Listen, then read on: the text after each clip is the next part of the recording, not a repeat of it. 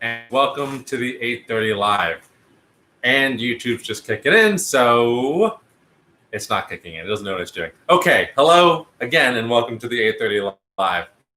By popular demand, or really popular ire, I have done my best to do today's show as close to 8:30 as possible. I think I've done a pretty good job. It's like, what, 8:34? So we'll just wait for folks to start tuning in, and hopefully it won't be a bunch of people yelling at me for being late or being like, are you okay? Are you alive? I'm alive. I'm okay. It does help that it was something of a slow news day. Ah, great. Somebody liked the fact that I'm on time, that I'm respecting the clock. After all, I have serious duties to perform, like keeping my friends company. Hello, Dorian. Hello, Simon. Two of my most regular critics telling me that I need to make sure that I'm on time, which is fine. It's good. This is a relationship here. There wasn't too much news today, so I had to do too much investigating. And what we are going to talk about, or one of the things we're going to talk about at least, I already knew a lot about beforehand from previous nights and from life in, I don't know, progressive politics.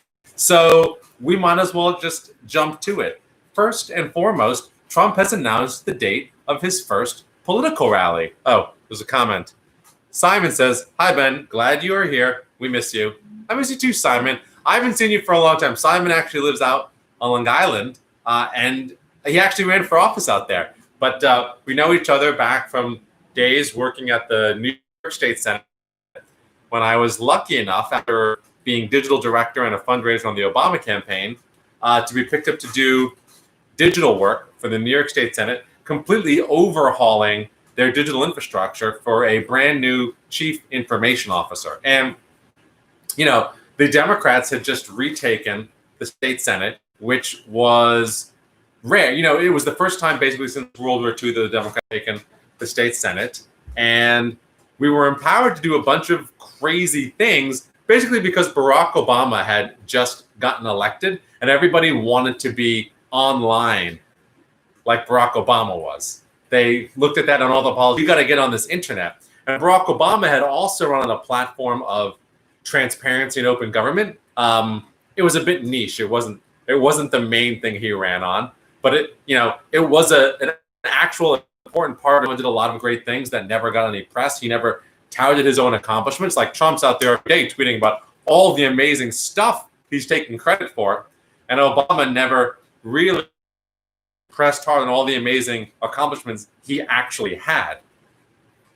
One of them was moving the federal government to open source software for its websites, requiring every agency to have a digital presence that conformed to some digital standard guidelines so that their websites weren't just messy anymore. And it required agencies to open up their data and make all of their data which they collected accessible in machine readable files. So not PDFs, for example, but like as CSVs. And this was a big boost to the open data, open government movement. And we've been talking about this a bit because of the 50A repeal and the importance of these police disciplinary records being available. But actually, one of the things that I don't know about the repeal of 50A is what will be the file format which the NYPD and other police departments are required to put out. If these are just pictures, handwritten notes, then they're not going to be very useful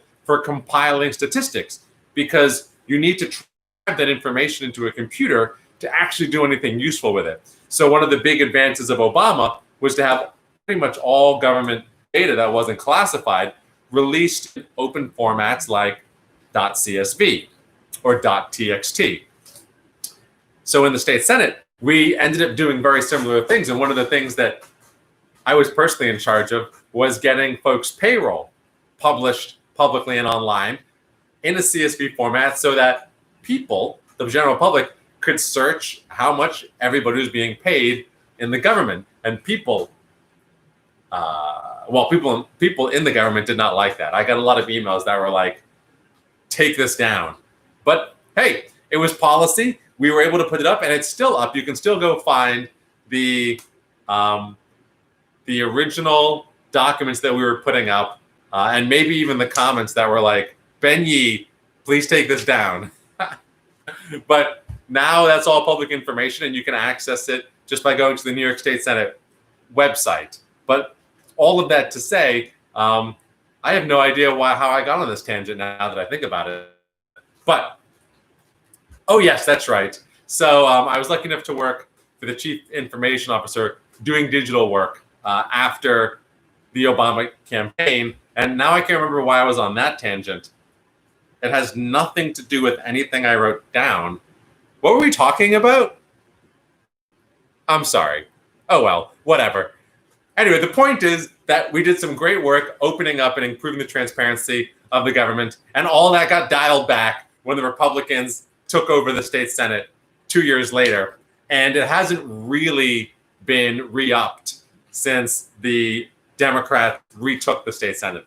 I think it would be great if they hired a very competent CIO, Chief Information Officer, with some experience and knowledge of government. But I actually think that it would be amazing if the New York State Senate actually brought back some really top quality folks to do open government and open data and really fight for these things, because that was actually a pretty unique and magical time in state government. And this is the messed up part. Messed up, whatever. Part of the reason that the Democrats lost the state Senate 2 years after bringing everybody in, like after revamping all of their technology and doing all this transparency work, is all of the state Senate leadership got embroiled in a corruption scandal. And they were all viewed as being totally opaque and as on the take, which, to be fair, they were. And so the Open Government Initiative, one, they didn't talk about it enough, so they got no kudos for it. And two, it published a lot of documents that got a lot of people sent to jail. Anyway, point is, working for the state Senate after the Obama campaign was wonderful, and transparency is good, and all that open data really helps us hold our elected officials accountable, and our police, which is why we should, as citizens, always have access to the critical information we need to make informed decisions about how to govern our own society. Okay, let's get back on track. I'll answer a few questions, and then we'll go over the sort of the three things I wanted to talk about today, because otherwise, again, popular ire will get to me. Dorian Key, do you think the autonomous zone in Seattle should become permanent, expanded to every city? So for those who don't know, there's this thing in Seattle called the Autonomous Zone, and it's basically an Occupy Wall Street, but in Seattle. Now, this is a very interesting question, and I think a great question for all of us to consider, because, I was involved in Occupy Wall Street back in 2011, or whatever year it was. I think it was 11. And it was a very, very interesting situation, a very interesting time. A lot of people thought it was going to result in real changes in our society. And at the end of the day, it was simply cleared out by the police on orders of Michael Burke. So I guess let's talk a little bit about what these autonomous zones are and how these communal systems are organized, and then maybe a little bit of what we can expect from them, and whether or not they can really even be expanded, and whether or not it makes sense for them to exist in cities all around the country or the world. So Occupy Wall Street was actually the idea of a Canadian PR firm, and was right after the financial market crash.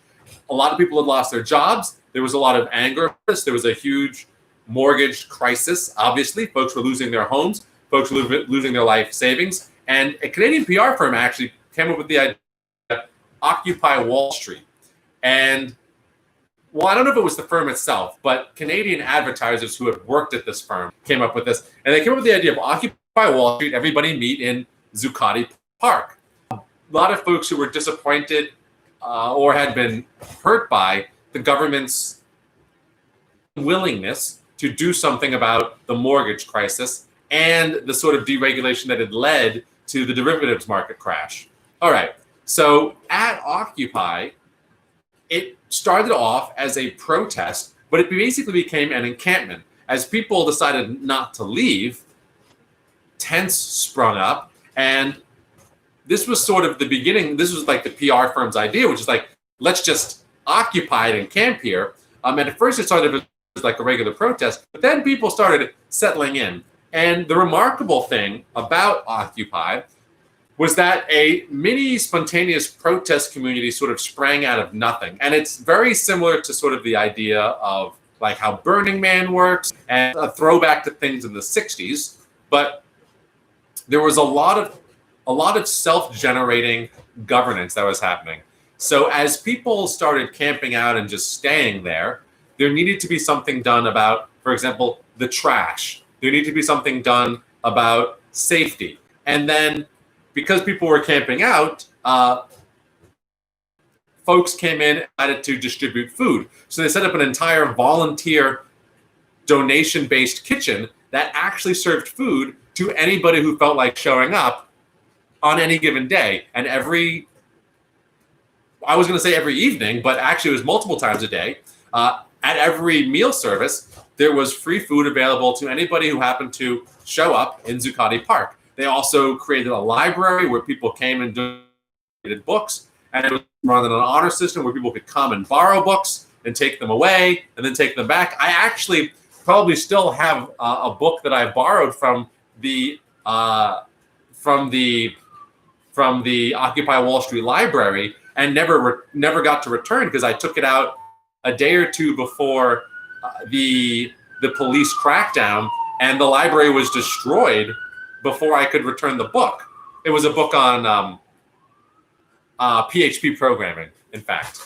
In any event, so a lot of folks were really taken by this idea. It was sort of the new emergence of anarchism, and I actually went to a lot of talks. There were a lot of people who were very active in the 60s and 70s who came to give talks about how to do anarchic governance or consensus-based governance or cell-based governance. And there was, a general assembly, and there were keys, and I participated in many of these. And, Occupy is most famous probably for the up twinkle and the down twinkle, and less famous for the process sign. Now, these symbols actually came from previous organizing, okay? These weren't ideas that Occupy just came up with on its own, but they did make for a very unique sort of interactive form of discussion so that people could express support or express displeasure without having to be loud and raucous. And you could also express the idea that there was a process, rules weren't being followed. Now, how do rules work in an anarchic system? Doesn't anarchy mean no rules? Well, no, anarchy doesn't really mean no rules. Anarchy is a system of governance which is like the height of libertarianism. And as I mentioned, there were both far lefties at Occupy, even lefties, like I'd show up. I mean, I was moderate by the standards of some of the folks who were there. Like I believed in the electoral process and the little d democratic process of the United States and in representative government. And I found a lot to be lacking in the consensus-driven governing structure of Occupy. I was always saying things like, well, I was often saying things like, only people who show up to vote get to participate, which silences a lot of voice. And because everything needs 100% agreement from everybody, basically, or at least acquiescence, it makes it very hard to do things. And that is the difference really between this anarchic governance, or so you can get to anarchy, and what we typically think of as government. So in Occupy Wall Street, if anybody disagreed with something, it was effectively a veto. You couldn't really do it unless there was total acquiescence, which meant that only popular and good things happened. Like if somebody wanted to set up a food kitchen, people were just like, hey, free food. Somebody wanted to set up a library, people were like, hey, free knowledge share. But if people wanted to make a statement about what Occupy Wall Street wanted, or saying like, well, what do the Occupy Wall Street people want? What are their demands? And they could never get a straight answer from Occupy, because it was all these individuals who had different reasons for being there. And without a concerted message, it was very difficult for folks to get on board.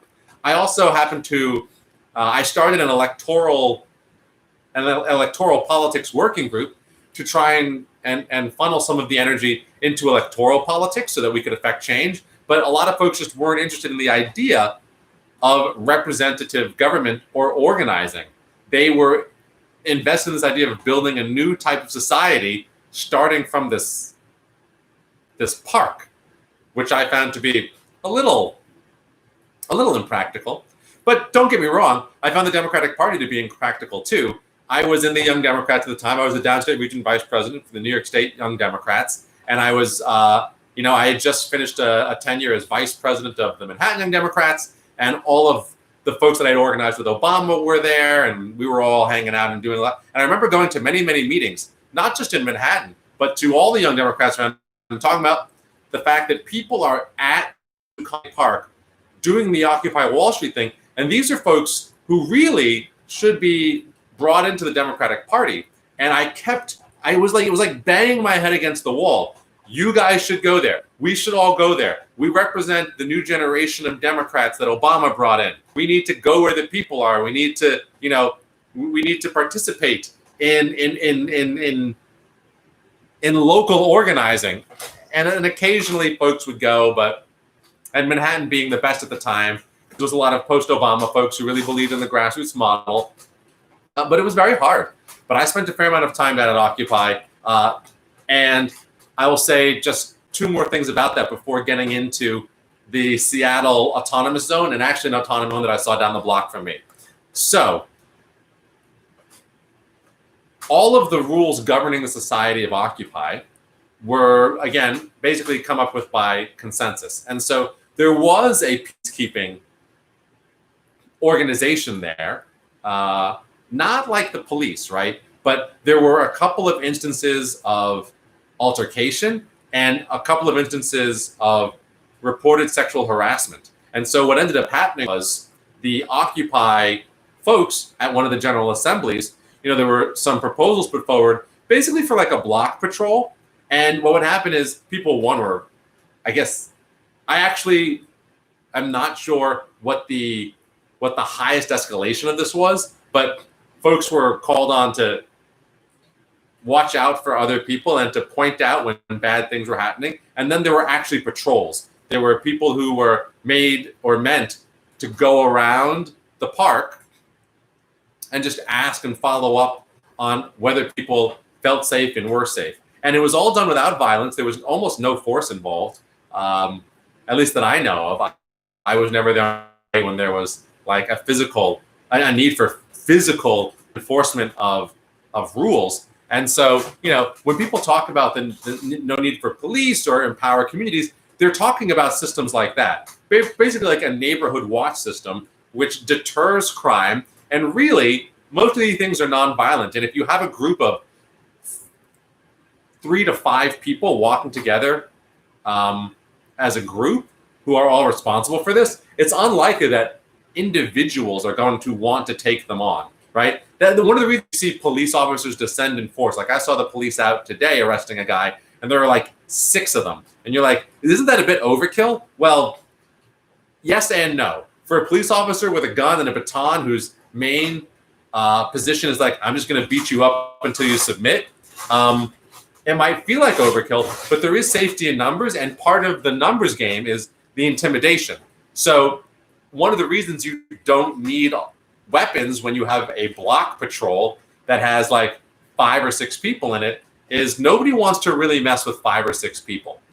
Unless they've got an automatic weapon and can feel like they can deal, but like revolvers, a lot of firearms, and this is, when we're talking about public safety, and I believe strongly in this, that magazine capacity limits are very important for limiting mass shootings, but also for the public safety aspect, because when you only have 6 bullets in your magazine or 6 bullets in your gun, you don't want to take on a group of 6 people because you might miss them.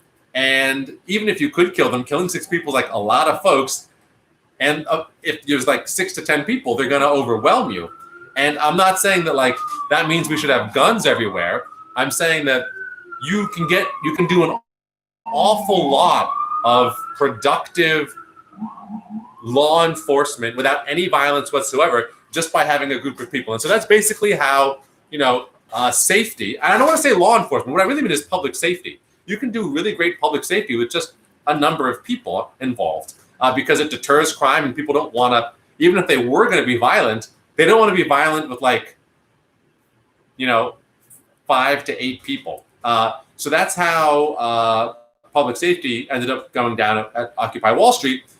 And, it was just an enforcement of safety. People there was a consensus to what safety meant. Other than that, anything else that had to get done, it was all by consensus. And then the other big component, there's another big component of this, which I just want to point out, because it's going to play a lot into whether or not these things can expand and appear in other places. Occupy was heavily dependent on donations. The food service at Occupy Wall Street wasn't self-generating, right? Like, they didn't have a farm that occupiers ran that grew food that then provided food for everybody. Now, a lot of folks showed up and took the food. There were homeless folks who came. There were people who stayed at Occupy. There were occupiers like me who just Occupy, and then when it was dinner time, we could just get food. It was pretty great ecosystem of people who participate in the American representative democracy capitalist economy, who then take the resources that they garner, donate it. So to Dorian's question, do you think the autonomous zone in Seattle become permanent and expand to every city? Any of these things are only as permanent as their supply source. There was a tweet sent out the other day from the Seattle Autonomous Zone, for example, that said, all the homeless people came and ate our food. I mean, we invited them. They're like, all the homeless people we invited ate all our food. Please, we have urgent need of more supplies. Please bring, meats and vegetables and whatever it is that they are asking. These things are great, and they're like food kitchens in that regard for that particular aspect. But same thing with the library. They're dependent on people donating things, and that means you need folks who are outside of the commune to be participating. And, I'll be honest, I was at Occupy, just how many people who were participating in the capitalist system that surrounded Occupy and was collapsing around us because of the financial crisis, who were willing to donate what they had. There was always enough food at Occupy. There were always resources to do things at Occupy. And a lot of people brought their own stuff, but it was very impressive. So I think the Seattle Autonomous Zone should really be allowed to exist for as long as it can. I don't really, I certainly don't think that the government should come and break it up. One of the things that Occupy really, really drove home that I read about in the Seattle Autonomous Zone is that Seattle has, there's a place for public discourse and talking about politics. One of the things that I thought was amazing, absolutely the most amazing, wonderful thing about Occupy Wall Street, was that it provided a concrete, physical, permanent forum. People went to Occupy, myself included, to meet new people and talk about politics. And you could say, well, not like you could say anything, but like, you could go and you could discuss politics with people from all over the political spectrum. Remember, there were a lot of libertarians there as well. It was all the way right to all the way left. And people came just to debate. It was as close as I ever think I have no idea what the Roman Senate was like, but I just imagine it was like, senators in Rome weren't, it wasn't like they were elected officials and then their term expired. Once you were elected to public office in Rome, you became a lifelong senator.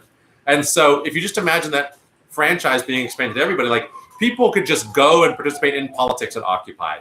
Or maybe it was much more like Athenian democracy, right? Everybody who was a member of the community had the right to show up and debate, and there was a place to do it. They had the Acropolis, we had Zuccotti Park.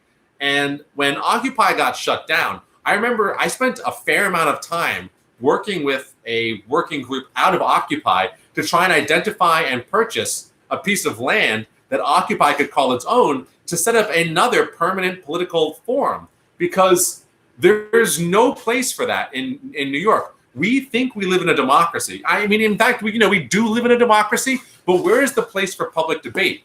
There's no, one of the most difficult things about organizing in New York is that, and that privileges rich people to no freaking end, is that all your fundraisers, all of your town halls, all of your public gatherings, they're done at private spaces, and those spaces almost always cost money. And so it makes it extremely difficult for regular people to just get involved in politics. Like, where do I go to get involved in politics? You have to know which space at which random location in the city, which means you have to be plugged in to some degree to the political environment. The thing about Occupy was I could be a random New Yorker, decide one day I feel like being political, just walk down there and talk to people and get engaged and find folks who are organizing cool things. And we just don't have that. I made the case that like a borough hall should become that. We tried to find a vacant lot that we could buy to turn into that, put up tents. We thought about trying to use a public park to evict us, and it just wouldn't be a permanent space. None of it really panned out. And I thought that was one of the most magical components. And so for that reason and that reason alone, if the autonomous zone in Seattle is a place where people can go and do that civic engagement on just at their leisure and really meet new people and become involved in something, for that reason alone, I think it would be enough to say, yes, it should continue. And yes, things like that should be everywhere. I think it's absolutely wonderful. It was a complete waste what happened to Occupy Wall Street. And a lot of people tried to paint it as like what we have now, these are crazy people. They have no idea what they want. They have no savvy. Maybe they're violent people, all sorts of sketchy things. Oh, there's drugs at Occupy Wall Street. People are doing drugs and they're dealing. No. That, I never saw that. I'm not saying there weren't people doing there. Yeah, there were plenty of people who were smoking weed. Most of what people were doing that was the rationale for shutting it down would be completely decriminalized. Now, was it dirty? Not even really. There was an entire trash crew that went around cleaning up the place. When enough people complained about the trash from their neighbors, like the external people, they were like, you have to leave or you have to clean up. Occupy was like, we're going to be good neighbors. We're going to have a self-governing system and we're going to clean up. So as long as the autonomous zone is truly autonomous, I see absolutely no problem. The one thing is that it's not actually autonomous.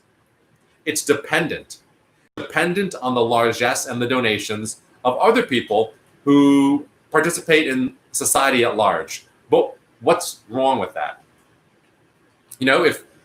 If they can do it on donations, then that means people want it to exist. And as long as people want something like that to exist, I don't see why it shouldn't, and I don't see why the government should shut it down, let alone any sort of private ownership issues. So the last thing I'll just say is there are a lot of ways to create civic spaces, and the government can try and do it, but the government has failed so far to create anything like Occupy Wall Street, and it is simply because the government has no long-term desire or commitment to public discourse. Fact, like true, okay? Honestly, it should have been part of my platform as public advocate to bring back Occupy Wall Street. If I had done that, I might have, that might have actually changed the dynamic of the race. To promise a perpetual open space for public discourse and organizing, maintained by the government in this case, that would be amazing. But if we're not going to have it, what is wrong with the autonomous zone? To just play devil's advocate for a second, I know what's wrong with the autonomous zone. A relative of mine posted on Facebook today that it's anarchy, it's chaos, it's rioting. If this continues, then Donald Trump will win the election because it's lunatics and zealots everywhere burning everything to the ground. Well, I haven't heard about that. at the autonomous zone. It certainly wasn't the case at Occupy.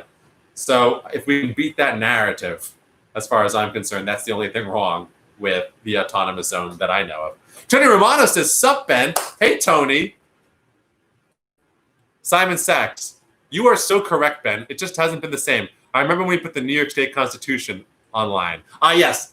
Oh, my God. Oh, my God.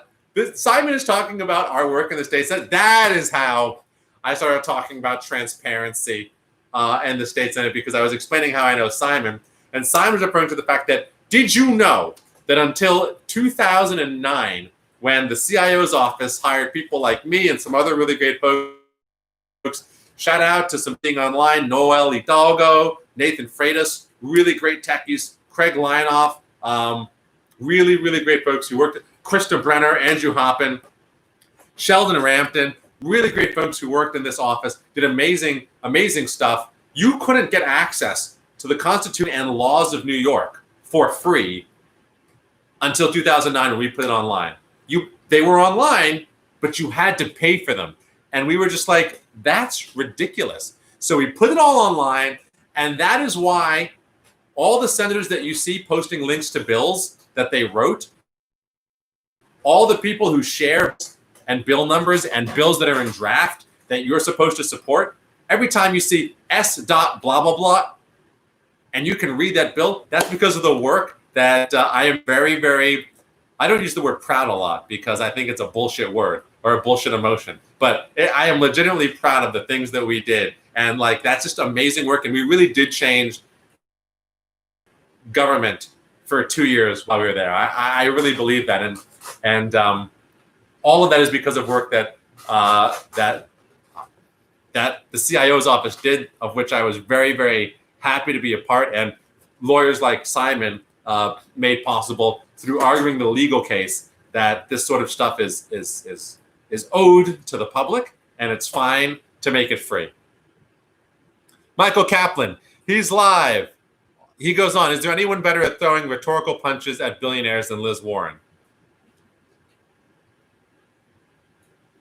One might say Bernie Sanders, but I think it means more coming from Liz Warren because she's actually probably not, because of her time doing bankruptcy stuff.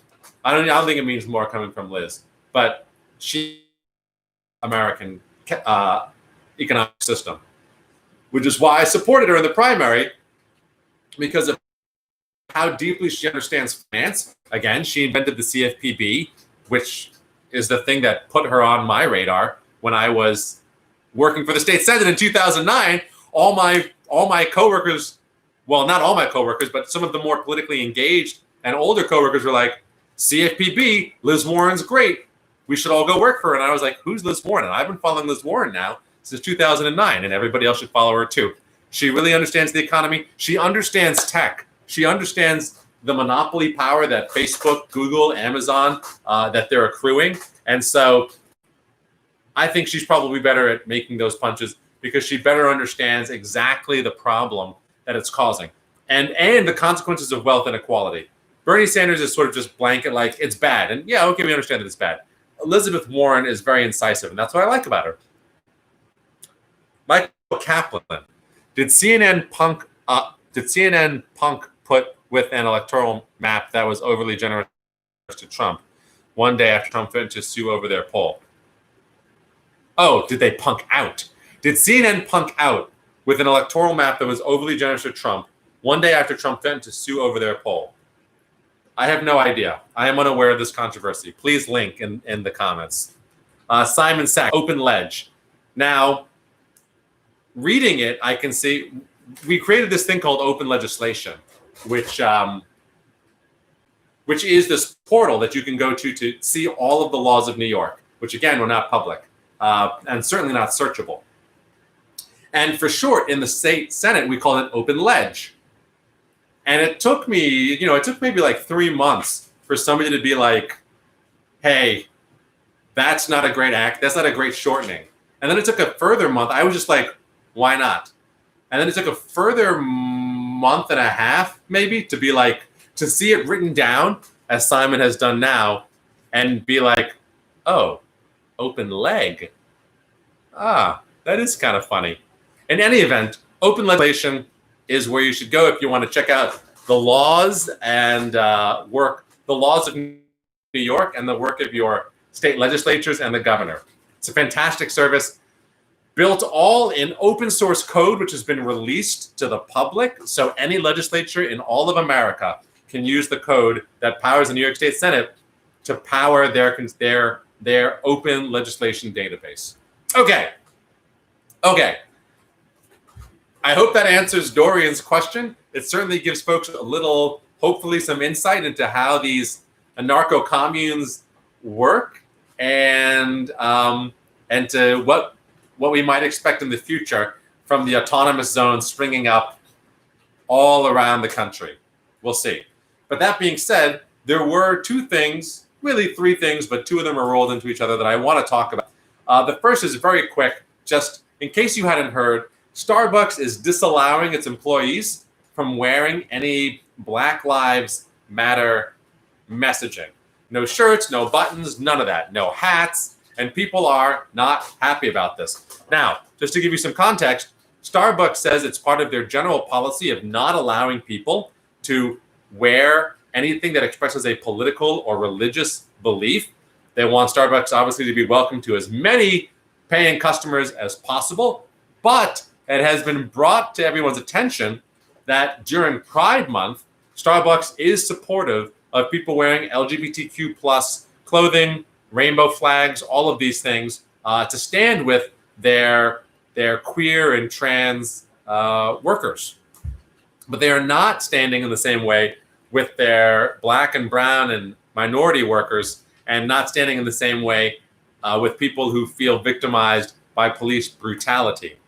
So something to keep in mind the next time you're buying a cup of coffee. I don't really go to Starbucks anyway, but of course I think we all have the conception that Starbucks is the number one stop of all Karens who are on their way to the mall. So yeah, there you go. The second thing I wanted to talk about is Trump's announcement of his first rally of his campaign. And he has announced that his first rally will be on Juneteenth in Tulsa, Oklahoma. Now, we've spoken about Tulsa, but we mentioned Juneteenth in passing the other day, but I want to go into I just want to explain for folks who don't know what Juneteenth is, what Juneteenth is, because A, it's important, and B, it's coming up soon, and there's going to be a lot of action, a day of action around Juneteenth. So, first, just to recap the Tulsa, Oklahoma significance, Donald Trump is running, a white nationalist campaign, and his first racist campaign event is going to be at the site of one of the worst massacres of Black Americans in history. Tulsa, Oklahoma, also known as the Black Wall Street, was a neighborhood in Tulsa where African Americans had found some measure of success for themselves after the Civil War. In 1921, however, after they had built up this community, accumulated some degree of wealth, and had thousands of Black-owned businesses and a thriving commerce hub, a false accusation of sexual impropriety on behalf of a Black teenager caused a gigantic descending of white rioters onto this community, not just from Tulsa, but from surrounding communities as well, where they proceeded to beat, burn down, and otherwise destroy this community. Hundreds died and thousands ended up homeless because of the destruction of all of the housing stock and all of the shops. So this really devastated this community. It was later found out that the person who had been accused of a young Black man accused of sexually assaulting a young white woman, it was later found out that he had done nothing and he was completely acquitted of all the charges, and everybody just went home. At least the folks who had a home, because so many of these Black homes had been burned to the ground at this point. So that was the Tulsa massacre, and that is the site where Trump is holding the first rally of his campaign. And he's doing it on Juneteenth. So what is Juneteenth? Juneteenth is America's oldest national commemoration of the abolishment of slavery. Now, I thought about it for a second, and I actually don't think we have any real national commemoration of the abolishment of slavery whatsoever. We don't celebrate the end of the Civil War and the victory of the Union. We don't celebrate the Emancipation Proclamation, and we don't celebrate Juneteenth. So it may be the oldest national commemoration, if you want to look at it that way, but what is any other national commemoration of the ending of slavery? Like, where is it? Juneteenth would be the ideal one. Juneteenth is June 19th, and it goes back to June 19th of 1865, after the end of the Civil War, when General Gordon Granger takes Union troops all the way to Galveston, Texas, and frees the last of the slaves. Now, I had mentioned this before on a previous live, that it commemorates the last slaves being freed. The specifics of it are, after the Civil War, General Granger went to Texas, which had basically been unaffected by the Emancipation Proclamation. There were large swaths, actually, of the South that were unaffected by the Emancipation Proclamation, simply because the Union was involved in fighting in the Southeast and didn't have any troops to send to enforce the executive order. And so 2 years after the Emancipation Proclamation, which took effect January 1st of 1863, Union troops arrive in Texas, which is the farthest slave state at the time, and officially free the last of the slaves. So Juneteenth commemorates the day that the last slave in the South was set free in the United States. Donald Trump holding his rally on that day in Tulsa, Oklahoma, is, I think, a very marked message to be sending.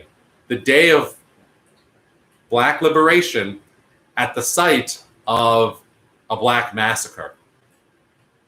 Obviously, taken in context with other things he said and other aspects of this campaign and things that are going on right now, it sends a very, very striking message. That being said, the last thing I'd like to mention is just that Juneteenth is coming up. It's June 19th. Oh, one thing before I say that. The Oklahoma City Massacre, the reason we spoke about it before is because that was actually June 1st of 1921. So it was the 99th year anniversary just a few days ago. And I did a little talk in commemoration of that. Juneteenth is coming up, and there will be a huge march on City Hall here in New York in commemoration of Black liberation, and obviously in support of ending police brutality and defunding, or abolition, or de-escalation, or whatever it is you want to say about the police, but ending police brutality and creating a more just and fair society for everybody who lives here. So look forward to that. And as I get information on what those events are going to be like, I'll mention them. Let's see if there's any more comments. Michael Kaplan, he posted about the Trump campaign poll thing. Well, thank you very much. And that really sort of sums up what I wanted to talk about today. So with not a lot of comments, I guess, we'll do the Magna Carta. Again, going into and investigating and reading out all of these documents that influenced and led to the thinking, which underscores and predicates the Constitution and the other philosophies of the United States, but really started a long time ago, and that nobody takes the time to read, because why would you read the Magna Carta unless you have a bunch of time to kill watching my live? So here we go. Now, just to recap where we've been in the Magna Carta, we read the preamble, which names all the folks involved and makes it very clear this is about lords and earls and barons and not the regular common people of England, or I guess Britain.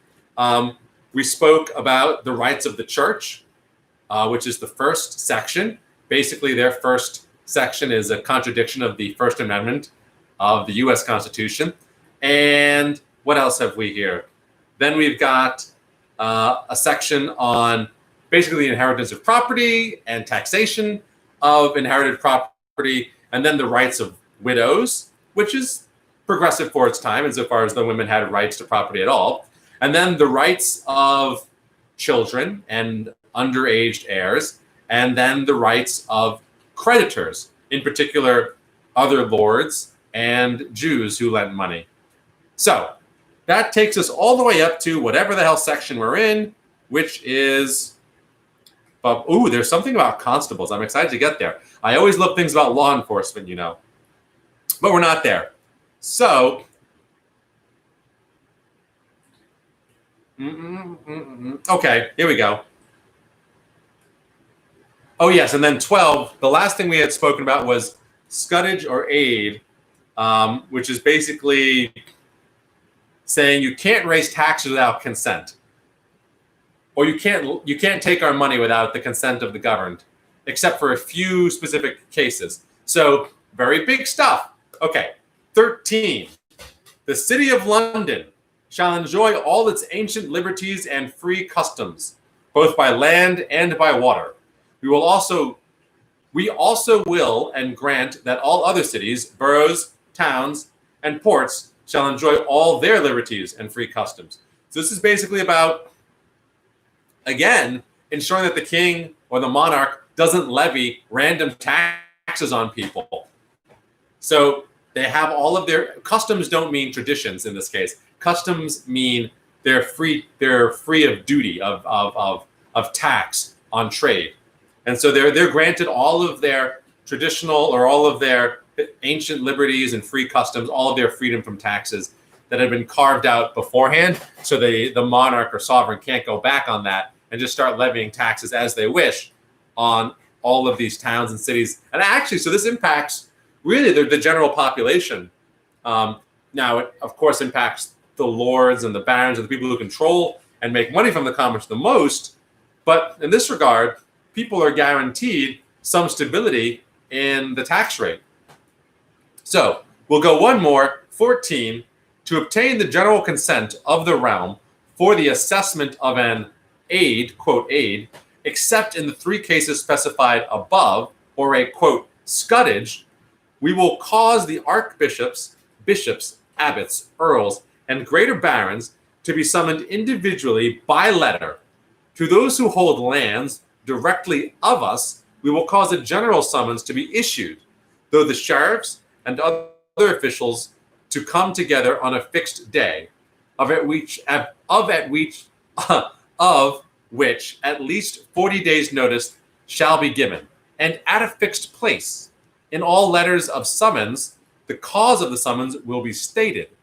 When a summons has been issued, the business appointed for the day shall go forward in accordance with the resolution of those present, even if not all those who were summoned have appeared. This is the creation of Parliament.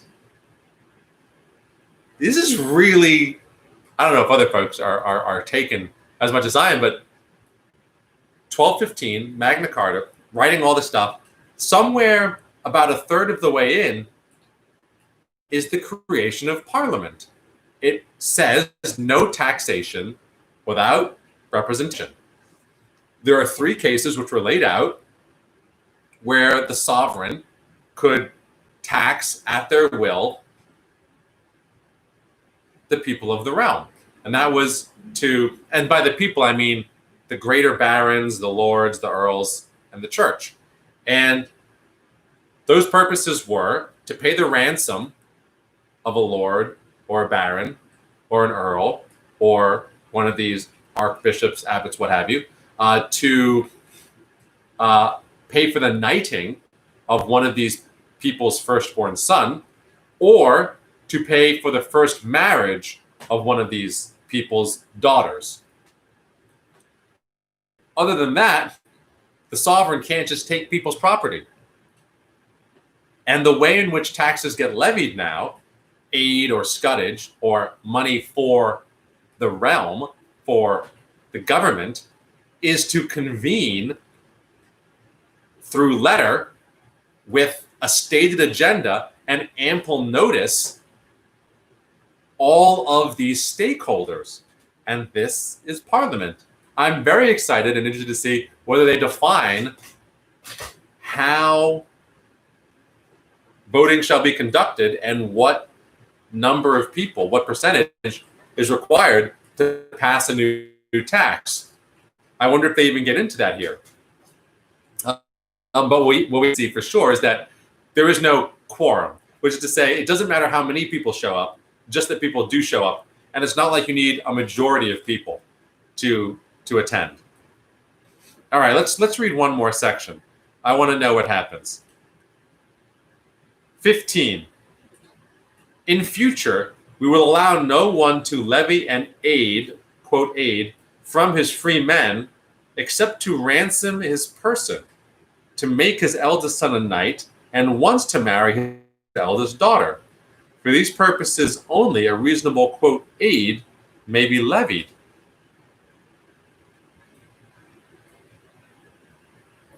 What? The Magna Carta not only restricts the sovereign's levying of taxes on the gentry, but here the gentry commit not to raise any taxes on the free men who live on their land. Now, I don't know if they're going to go on to define who qualifies as free men, but now we actually have direct reference to people who aren't aristocracy gaining rights under the Magna Carta, and the rights being to have no taxation, except in these three instances, which are the same instances which the gentry or aristocracy demanded of the sovereign. That is super interesting that all of these rights were extended down the food chain. I wonder if then, I'm just looking ahead real fast, and it doesn't look like there's any talk of a parliament of free men. So then does that mean that all of these folks are now barred from raising aid whatsoever? I suppose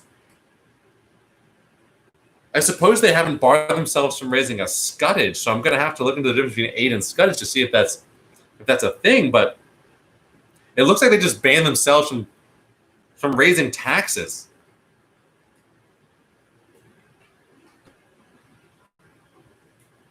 Crazy. Not crazy, but like unexpected. I have to investigate this more. All right, let's read one more. 16. No man shall be forced to perform more service for a knight's, quote, fee or other fee holding of land than is due from it. No man shall be forced to perform more service for a knight's fee or other fee holding of land than is due from it.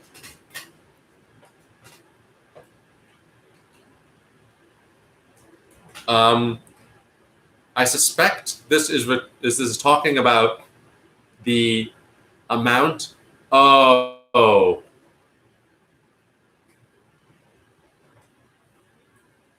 or other free holding of land that is due from it. I see. So, okay. I was wondering how these folks make their money if they're not allowed to levy aids or scutage. And apparently what happens is shall be forced to perform more service for a knight's, quote, fee or other freeholding of land than is due from it. So if you hold free land, you are required to pay a, quote, a fee.